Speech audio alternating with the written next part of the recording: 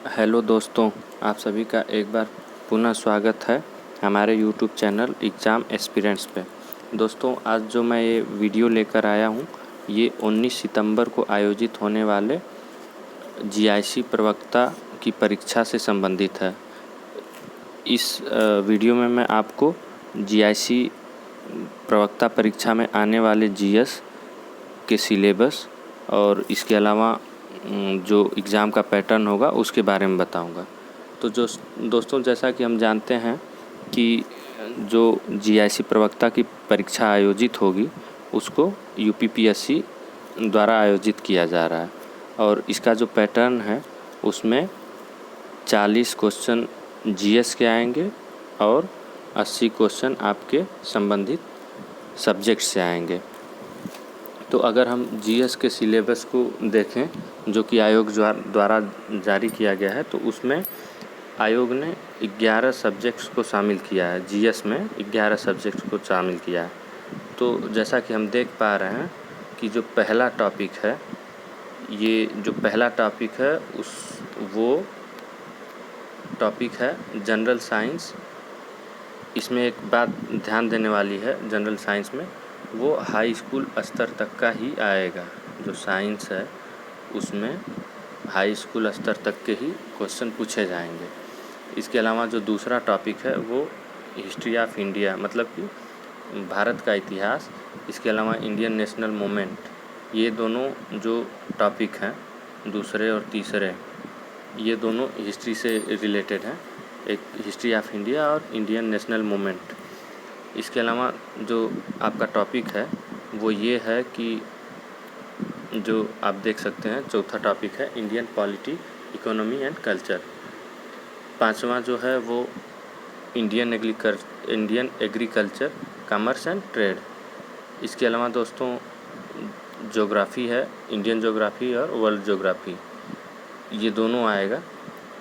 और जो ये आप देख सकते हैं कि जो सातवां टॉपिक है, सातवां टॉपिक बहुत ही महत्वपूर्ण है जो कि current national and international important events से संबंधित है। दोस्तों, अगर हम पिछली बार जो 2017 में आयोजित हुआ है पेपर जीआईसी प्रवक्ता का, उसको देखें तो हम पाते हैं कि करंट से रिलेटेड, मतलब समसामयिक के कई क्वेश्चन पूछे हुए हैं। तो उस दृष्टि से हमें करंट पे भी ध्यान देना है। इसके अलावा आठवां टॉपिक जो है वो logic reasoning based on general intelligence, मतलब कि रीजनिंग के भी क्वेश्चन इसमें पूछे जाएंगे। इसके अलावा आपका उत्तर प्रदेश से रिलेटेड क्वेश्चन पूछे जाएंगे। दोस्तों, ये टॉपिक भी काफ़ी महत्वपूर्ण है, इसको ध्यान में रखिएगा। आपको उत्तर प्रदेश के बारे में भी पढ़ना है, मतलब उत्तर प्रदेश के बारे में क्या क्या पढ़ना है ये दे रखा है। Specific knowledge regarding education, culture मतलब संस्कृति, कृषि, industry, trade, living and social tradition of Uttar Pradesh. तो ये सारे टॉपिक जो उत्तर प्रदेश से रिलेटेड हैं उसको भी आपको देखकर ही जाना है। इसके अलावा मैथमेटिक्स भी आएगी जो कि 8वीं लेवल तक की होगी, 8th क्लास तक की मैथ्स भी आएगी, जिसमें अंकगणित, अलजेब्रा और ज्योमेट्री शामिल होंगे। एक और क्वेश्चन दोस्तों, जो यूपीपीएससी आयोग है उसमें एक टॉपिक होता है इकोलॉजी एंड इन्वायरमेंट। ये काफ़ी ट्रेंड में रहने वाला टॉपिक है, इकोलॉजी एंड इन्वायरमेंट, जो कि अमूमन देखने को मिलता है कि जब भी यूपीपीएससी कोई एग्ज़ाम कराती है तो उसमें इस सब्जेक्ट को ज़रूर शामिल करती है। तो दोस्तों, ये तो 11 जो टॉपिक आयोग द्वारा जीएस के सिलेबस में शामिल किया गया है ये है। इसके अलावा हम बताना चाहेंगे कि अभी आपके पास 20 से 21 दिन बचा हुआ है, उसमें आप लोग अपने पढ़ाई का जो स्तर है उसको और भी बेहतर कर सकते हैं।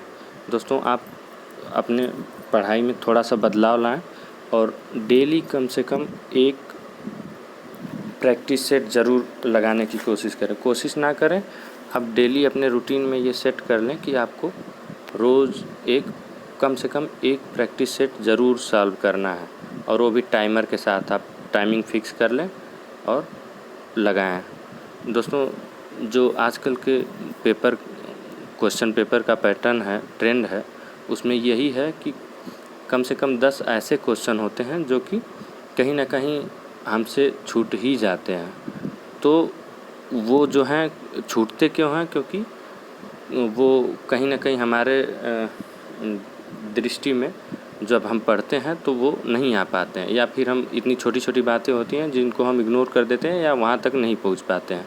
तो इन सब चीज़ों को हम ज़्यादा से ज़्यादा क्वेश्चन सॉल्व करके दूर कर सकते हैं।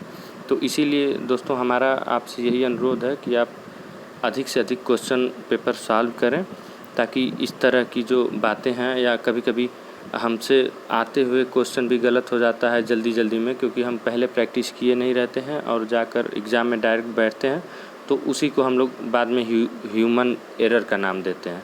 तो दोस्तों आप जितना अधिक प्रैक्टिस करेंगे उतना ही फ़ायदेमंद आपके लिए होगा। और इसके अलावा दोस्तों आप अपने सब्जेक्ट पे भी अधिक से अधिक अपना कमांड बनाएं, ताकि आप अपने सब्जेक्ट में बेहतर कर सकें। अगर दोस्तों आप इन सब बातों पे ध्यान देंगे तो आपका जो GIC प्रवक्ता का प्री होगा उसमें सिलेक्शन श्योर है। और आज की वीडियो में मैं आप लोगों को यही बताना चाह रहा था। तो दोस्तों आप से अनुरोध है कि आप मेरे चैनल को लाइक, सब्सक्राइब, कमेंट तथा शेयर ज़रूर करें और अपना ख्याल रखें। धन्यवाद। जय हिंद।